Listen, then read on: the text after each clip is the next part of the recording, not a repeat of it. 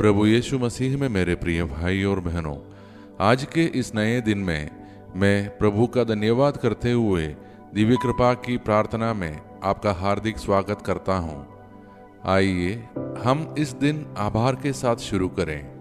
बहुत बार हम शिकायत करते हैं कि हमारे पास यह नहीं है, वह नहीं है, लेकिन प्रभु हमें बुलाते हैं कि हम अपनी आशीषों को गिने, ना कि अपनी परेशानियों को।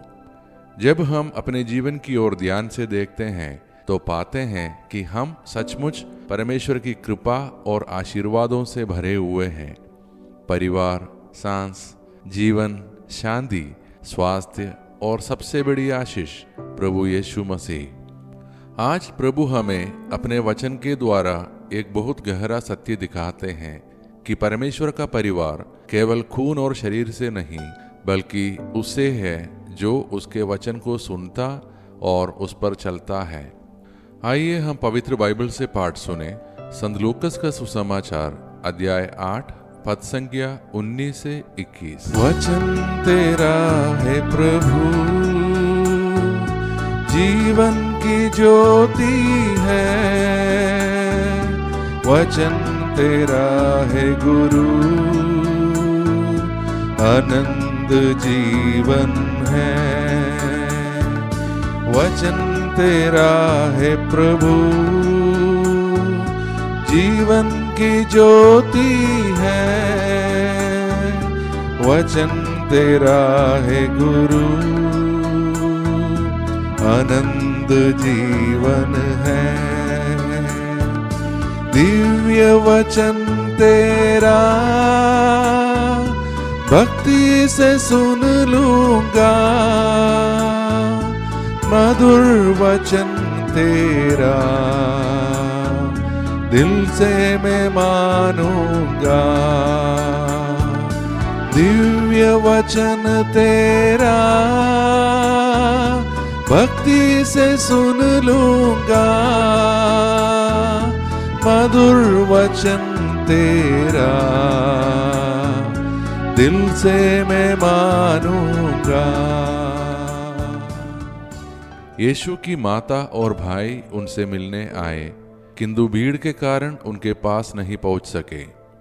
लोगों ने उससे कहा, आपकी माता और आपकी भाई बाहर है, वे आपसे मिलना चाहते हैं।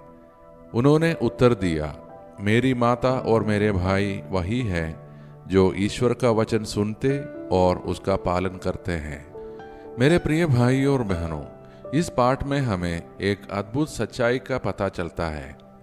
जब यीशु से कहा गया कि उनकी माता और भाई बाहर खड़े हैं, तो उन्होंने यह कहकर सबको चौंका दिया, मेरी माता और मेरे भाई तो वे हैं जो परमेश्वर का वचन सुनते हैं और उस पर चलते हैं। इसका अर्थ यह नहीं है कि यीशु ने अपनी माता मरियम या अपने परिवार का अपमान किया, बल्कि उन्होंने हमें यह सिखाया कि परमेश्वर के राज्य में सच्चा रिश्ता विश्वास और आज्ञाकारिता से बनता है, ना कि केवल खून या वंश से।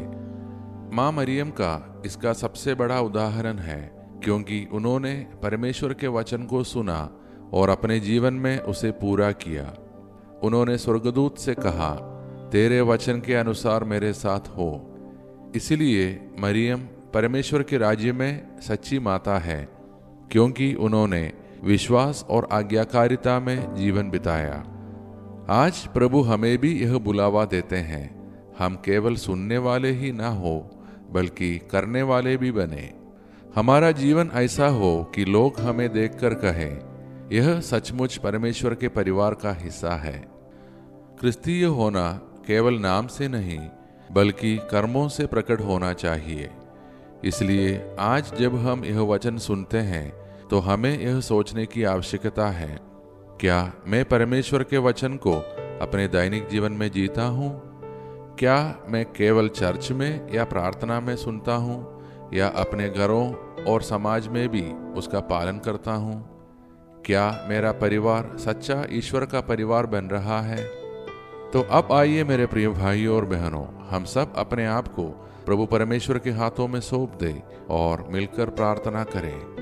हे स्वर्गीय पिता, हम इस नए दिन की शुरुआत में तेरे सम्मुख आते हैं और तेरा धन्यवाद करते हैं।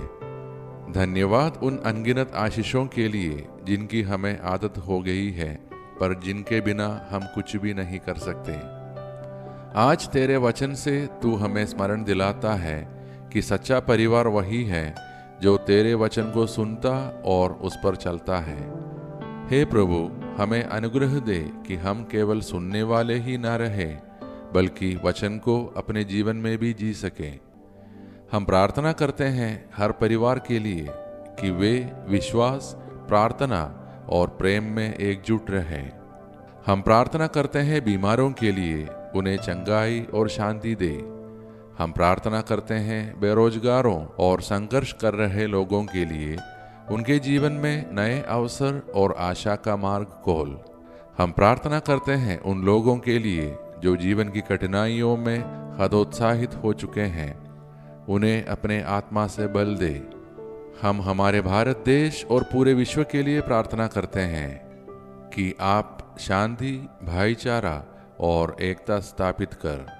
विशेष रूप से हम हमारे शासकों, अधिकारियों और नेताओं के लिए प्रार्थना करते हैं कि वे सत्य, न्याय और दया से परिपूर्ण होकर निर्णय ले, राष्ट्र और समाज की सेवा ईमानदारी से करें। हे प्रभु यीशु, हमें सच्चा परिवार बना, ऐसा परिवार जो तेरे वचन में जिए और तेरे प्रेम का साक्षी बने। ये सारे प्रार्थनाएं और हमारे मन के अन्य अनकहे प्रार्थनाएं हम समर्पित करते हैं हमारे प्रभु यीशु मसीह के नाम पर, आमीन। हमारे पिता परमेश्वर का प्रेम, प्रभु यीशु मसीह का अनुग्रह और पवित्र आत्मा का सहभागिता हम सभी के साथ सदैव बना रहे, आमीन। प्रिय भाई और बहनों, आज का वचन हमें यह याद दिलाता है कि परमेश्वर का परिवार केवल खून से नहीं बल्कि आज्ञाकारिता से बनता है। इसलिए आइए हम सब मिलकर संकल्प लें कि हम अपने जीवन को वचन के अनुसार डालेंगे और मसीह के सच्चे भाई बहन कहलाएंगे। यदि यह प्रार्थना आपके जीवन को छू गई हो तो कृपया इसे लाइक करें, अपने मित्रों और परिवार के साथ शेयर करें और कल की प्रार्थना में अवश्य जुड़ें। परमेश्वर हम सबको आशीष दे और अपने संरक्षण में रखे। धन्यवाद के साथ स्तुति का